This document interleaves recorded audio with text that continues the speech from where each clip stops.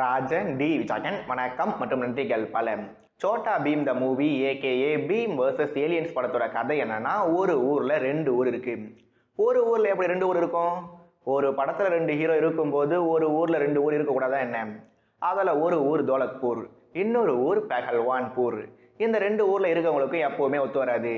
இவங்களுக்குள்ள கிரிக்கெட் மேட்சும் அதன் மூலமா அடிக்கடி பிரச்சனைகள் வரும். ஆனா ஒரு நாள் ஒரு ஏலியன் குரூப் தோலக்பூருக்கு வந்து அந்த ஊரோட ராஜா இளவரசியை கிட்னாப் பண்ணி வச்சுக்கிட்டு அவங்கள ரிலீஸ் பண்ண ஒரு கண்டிஷனை போடுவாங்க. அந்த கண்டிஷன் என்னன்னா, பூமியை சேர்ந்தவங்க ஏலியன்ஸோட போட்டி போட்டு கிரிக்கெட் மேட்ச்சில் ஜெயிக்கணும். அப்படி தோலக்பூரை சேர்ந்தவங்களும் பெகல்வான்பூரை சேர்ந்தவங்களும் ஒன்று சேர்ந்து ஏலியன்ஸை கிரிக்கெட் மேட்ச்சில் தோக்கடிச்சாங்களா இல்லையான்றத ரொம்பவே ஜாலியாக சொல்லியிருப்பாங்க. இப்போ நாம் அப்படியே இந்த ப்ளூ ஸ்டார் பட கதை பார்க்க வந்தோம்னா, இந்த படத்தில் ரெண்டு ஊர் இல்லை, ஒரே ஊர், ஆனால் ரெண்டு பிரிவு. ஏலியன்ஸ் இல்லை, அதுக்கு பதிலாக பணக்கார வர்க்கம். ராஜா இளவரசியை காப்பாற்ற வேண்டிய தேவை இல்லை, ஆனால் தங்களோட இருப்பிடத்தையும் தாங்களும் இருக்கோம்ன்றதையும் காட்ட வேண்டிய தேவை இருக்கு. இதோட காதல், நட்பு, எப்பவும் போல நம்ம பா ரஞ்சித் அவர்கள் பேசுகிற அவருக்கான அரசியல்னு இந்த மாதிரி பல்வேறு எலமெண்ட்ஸோட வந்திருக்க படம் தான் இந்த நட்பே துணை. ஜீவா சாதிக்கலாம் ஒற்றுமையாய், வா வா.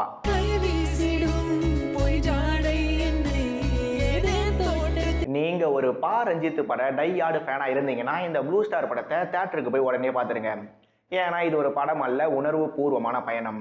பிகாஸ் இந்த படம் நம்மளை சிரிக்க வைக்கும், சிந்திக்க வைக்கும், சென்டிமெண்ட்டாக டச் பண்ணியிருக்கும், பொலிட்டிக்கலாக பாடம் புகட்டி இருக்கும். ரொம்ப ரொம்ப முக்கியமாக நம்மளோட ஈஸியாக கனெக்ட் பண்ணிக்கிற மாதிரி இந்த படம் இருந்திருக்கும். அதுதான் இந்த ப்ளூ ஸ்டார் படத்தோட பிக்கெஸ்ட் பலமே. அப்படி இந்த படத்தோட பலங்கள் என்னென்னு ஒவ்வொன்றா பார்க்கலாம். அதில் முதல் பலம் அந்த ஊரோட வடிவமைப்பு. அங்கே இருக்க ரெண்டு தரப்புகளுக்கு நடுவில் இருக்க ப்ராப்ளம், அது கிரிக்கெட்டோட கம்பைன் ஆகிற விதம்னு இது எல்லாமே ரொம்பவே ஆர்கானிக்காக இருந்தது.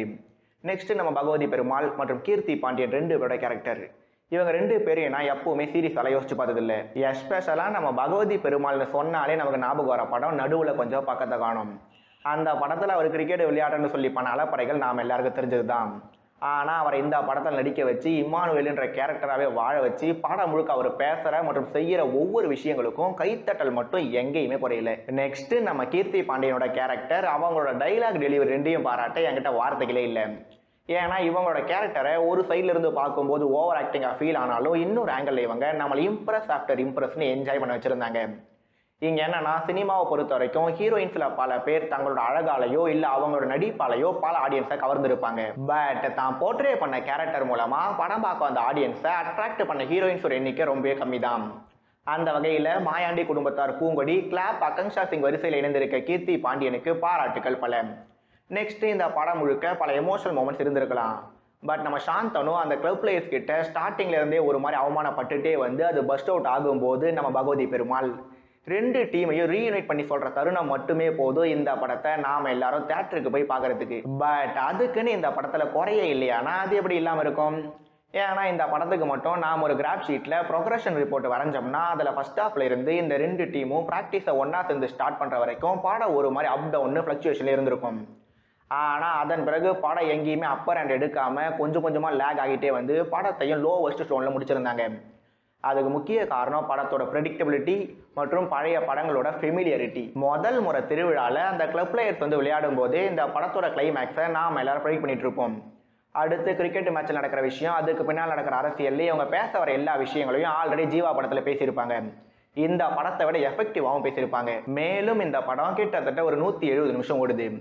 இந்த 170 நிமிஷத்தில் அட்லீஸ்ட் ஒரு 70 நிமிஷமாவது இவங்க கிரிக்கெட் விளையாடி இருப்பாங்க. அப்படி இல்லைன்னா அதுக்காக ப்ராக்டிஸ் பண்ணியிருப்பாங்க.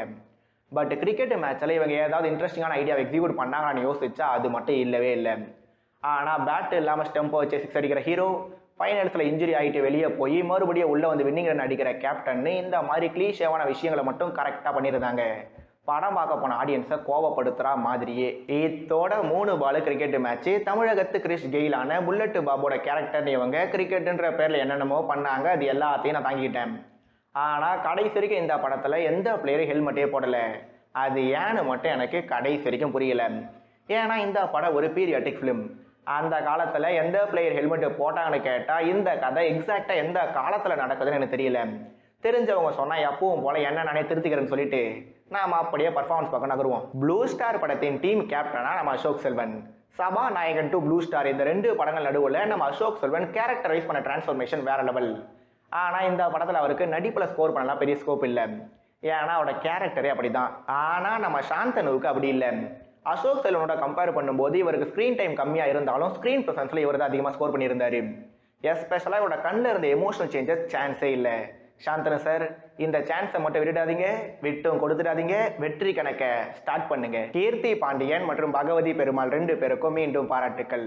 பிருத்திவிராஜன் ஃபன் பண்ண யூஸ் ஆகியிருந்தாரு, ஆனால் அது தனியாக பார்க்கும்போது நல்லா இருந்தாலும் படத்தோட சரியாக ஜெல் ஆகல.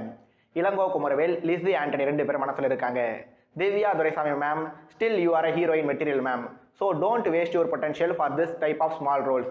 லாஸ்ட் பட் நாட் லீஸ்ட் மற்ற டீம் மெம்பர்ஸ் எல்லாரும் அவங்களுக்கு கொடுத்த வேலையை சிறப்பாக பண்ணியிருந்தாங்க. எஸ் ஜெயக்குமாரோட ஒளிப்பதிவில் கிரிக்கெட் மேட்சஸை இன்னும் கூட டீட்டெயிலிங்காக காட்டியிருக்கலாம். எடிட்டர் செல்வா ஆர்கே எப்பவும் போல ஒரு அரை மணி நேரத்தை கண்டிப்பாக கட் பண்ணியிருக்கலாம். பட் நம்ம கோவிந்த் வசந்தாவோட இசை மற்றும் பின்னணி இசைக்கு இந்த முறை 96 மார்க் இல்லை, 97 மார்க்கு.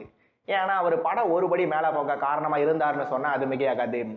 கடைசியாக கிரிக்கெட் மேட்சஸ் கோரியோகிராஃப் பண்ணப்பட்ட விதத்தில் எனக்கு சுத்தமாக சாட்டிஸ்ஃபேக்ஷனே இல்லை. மேலும் கிரிக்கெட் மேட்ச் வாங்க போகிற சீன், நம்ம பிருத்திவிராஜன் சரக்கடிக்கிற சீன், நம்ம அசோக் செல்வன் கீர்த்தி பாண்டியனை பார்க்க போகிற சீன், கிரிக்கெட் மேட்சஸை ஒரு மாதிரி காமெடியாக டீல் பண்ண விதம், கடைசியாக கிளைமேக்ஸை முடிக்கிற தருணம்னு எனக்கு இன்னமும் இந்த படத்துல இருந்து பழைய எதுக்கு எப்படின்னு எண்ணற்ற கேள்விகள் இருக்கலாம்.